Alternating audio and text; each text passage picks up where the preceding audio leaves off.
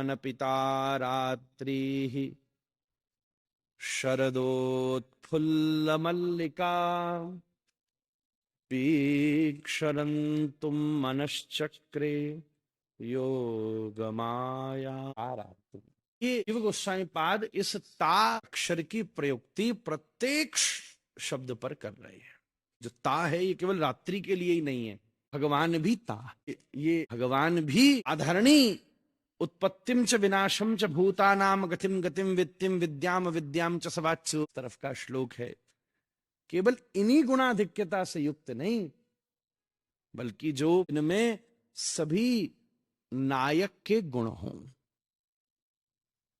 सभी नायक के गुण, धीर ललित धीर शांत धीरोदात्त धीरोद्धत, इन सबका भेद अनुबंध अवसर लगने पर चर्चा हो। इस वर्ष भाई श्री के सानिध्य में ही और जनवरी में जब कुंभ के क्रम में कार्ष्टी महाराज के दिव्य सानिध्य में चर्चा इस विषय की भई, तब इन सब नायक नायिकाओं के भेद को संस्पर्श करने का यत किंचित सौभाग्य प्राप्त हुआ, क्योंकि 5-7 दिवसीय चर्चा का सौभाग्य था।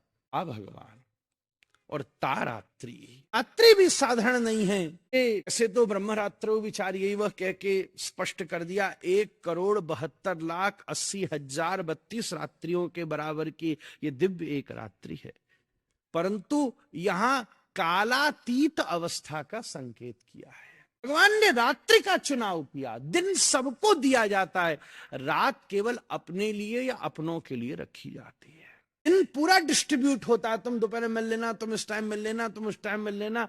पर जब सब दुनियादारी बंद हो जाए, तब या तो अपने से मिला जा सकता है या किसी अति अपने से मिला जा सकता है।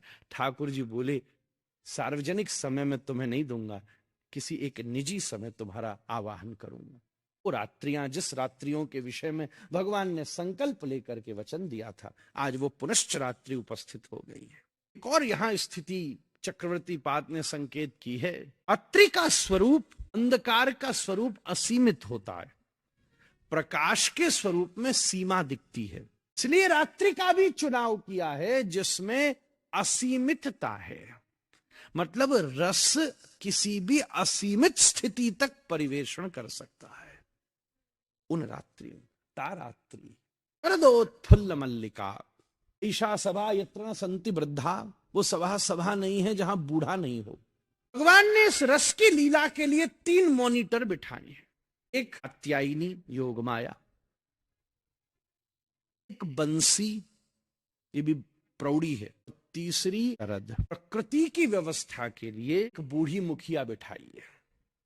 50 बच्चे बैठे हो, ऊधम मचाएंगे। एक वृद्ध उनके बीच में बैठा हो, वो अनुशासित हो जाएंगे।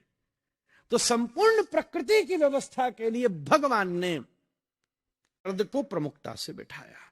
सारी गोपियों को व्यवस्थित करने के लिए एवं समूह को व्यवस्थित करने के लिए, रस सामग्री को व्यवस्थित करने के लिए श्री योग माया, श्री कात्यायनी जी को बिठाया।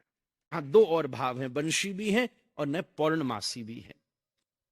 तीसरी व्यवस्था सब गोपियों में प्रमुखा, गोपियों को व्यवस्थित करने के लिए ठाकुर जी ने ये तीसरी बूढ़ी बिठाई, पौर्णमासी। विचित्र बात है, ऐसा नहीं है कि एक ही फूल खिला है। रूही, केतकी, बकुल, मौलश्री, शीश, चंपा, पाटल, सभी पुष्प मल्लिकाएं उत्फुल्लित हो गई हैं, परंतु मल्लिका के उत्फुल्लित होने का एक संकेत है। ऐसा भी अनुसंधान है कि मल्लिका का फूल तो बसंत में खिलता है।